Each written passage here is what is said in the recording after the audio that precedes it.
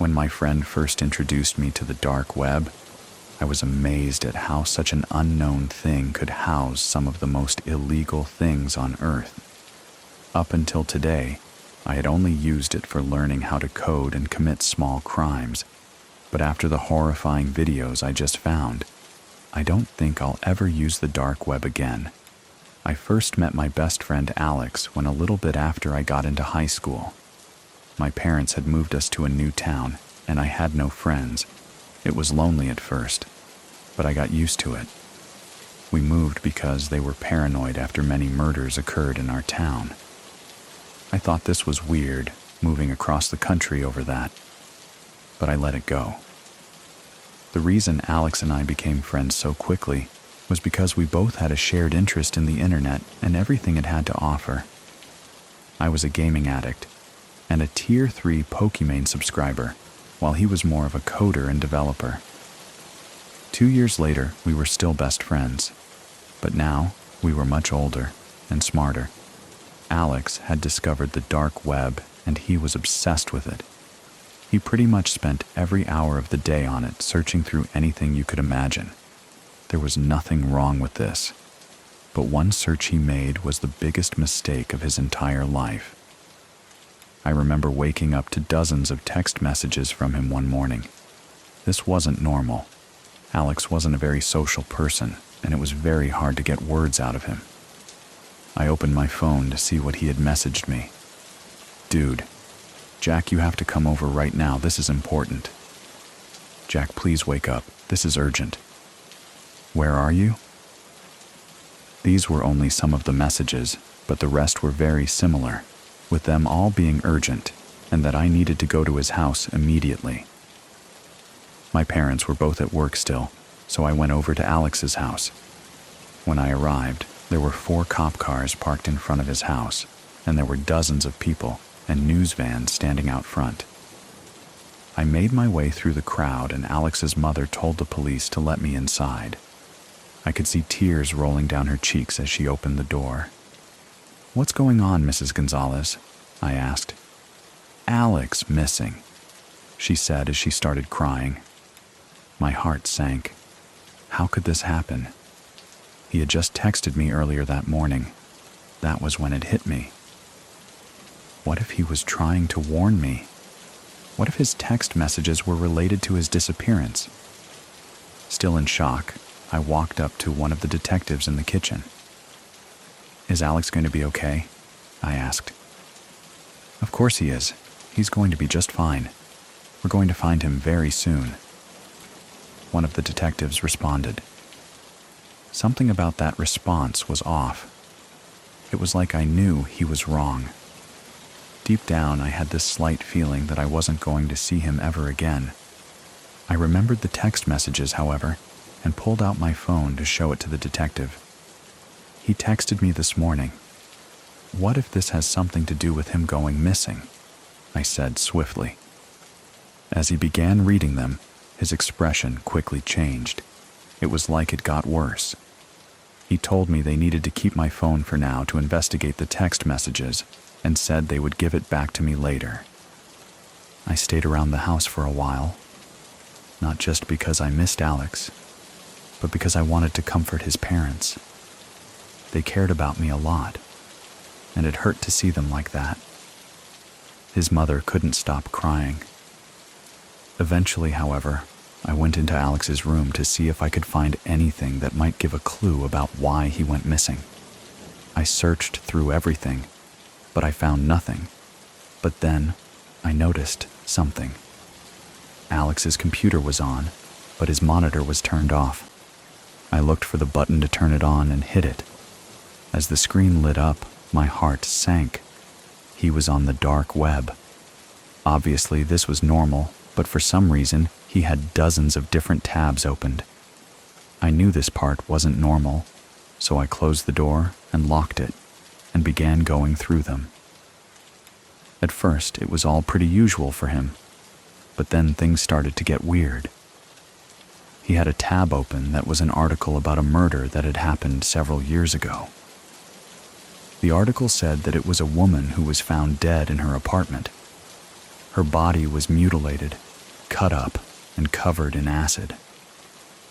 I nearly threw up reading it and seeing the horrifying pictures of the crime scene. Not wanting to see any of it anymore, I switched the tab, just to reveal another article about another murder. Confused, I quickly went through the rest of the tabs he had open, and they were all the same thing. They all were about some type of murder or crime. The one that stuck out the most to me, however, was one about a murder that had happened 2 years ago. At first it seemed pretty normal, but as I read further, I realized what it was. It was about the murder of our neighbor that prompted us to move away. Confusion quickly swept over me. How did Alex know about this? I never told him about it because to me, it wasn't that important. I figured it must have just been a strange coincidence. But then I saw the last search he had made on his computer. It was my last name. Horrified and confused, I quickly stumbled out of his room and back to the living room. "Is everything all right?" Alex's mother said, sniffing away her tears.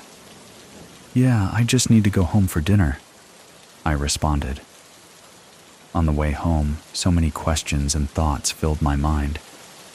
Why was he searching up my last name? Did he think that I had something to do with this? That must have been why he was texting me so frantically that morning. If only I could just explain to him that I didn't do anything wrong. But I couldn't. He was still missing, and I had to find out why. When I got home, I raced to my room and slammed the bedroom door shut and got on my computer. I loaded up my Tor browser and turned my VPN on. I knew what I had to do. I began typing in the letters of my last name, becoming more nervous after every letter. When I finally hit enter, nothing happened. It was just a blank screen. Confused, I refreshed the page, but once again, there was nothing. But why did Alex search this if there was nothing? I thought to myself. There must be something out there. I was getting ready to close the tab, thinking I had ran into a dead end, when suddenly, the page started to load. It took several minutes, but finally, it loaded to reveal hundreds of videos. Immediately, I knew what they were. They were murders. But why did they show up when you searched my last name? I considered just stopping right there and turning back, knowing the horrifying things I would see if I continued on. But I couldn't. I knew this had to be why Alex went missing. So I clicked on the first video. As it started playing, I saw what looked like a woman strapped to a chair in some sort of basement or something. I quickly recognized who it was. It was our neighbor from 2 years ago. I could tell because she had the same heart-shaped tattoo on her neck. She sat there for a minute, struggling, panicking, and screaming for someone to help. However, suddenly, 2 figures walked into frame. At first, I couldn't tell who they were, but as they turned around to face the camera, my heart sank. It was my parents. My father was holding a knife, while my mother was holding a small scalpel. They paused for a moment before they started what was the most horrifying 5 minutes of my entire life. I watched as they cut her into pieces and listened as she begged for mercy, screaming the whole time. Blood filled the room as she took her last breath. When the video ended, it quickly went to another, revealing the exact same room and chair I had seen before.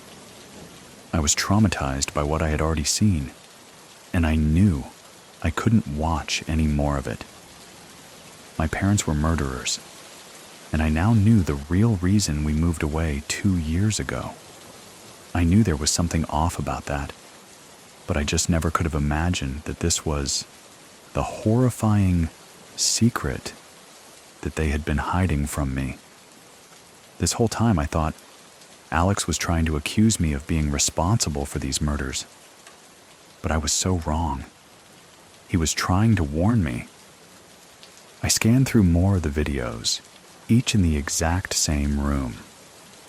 I was just about finished, ready to go to the police so that I could tell them about what I had just seen when I noticed something. There was a new video uploaded today on the website. I quickly clicked on it and pressed play to reveal what looked like a man this time, strapped to the chair. He had a sack over his face, and I couldn't tell who it was. Once again, however, I saw my parents walk into the frame. My father walked up to the man and pulled the sack off his head. At first, I couldn't tell who it was, but then I realized who I was looking at. It was Alex,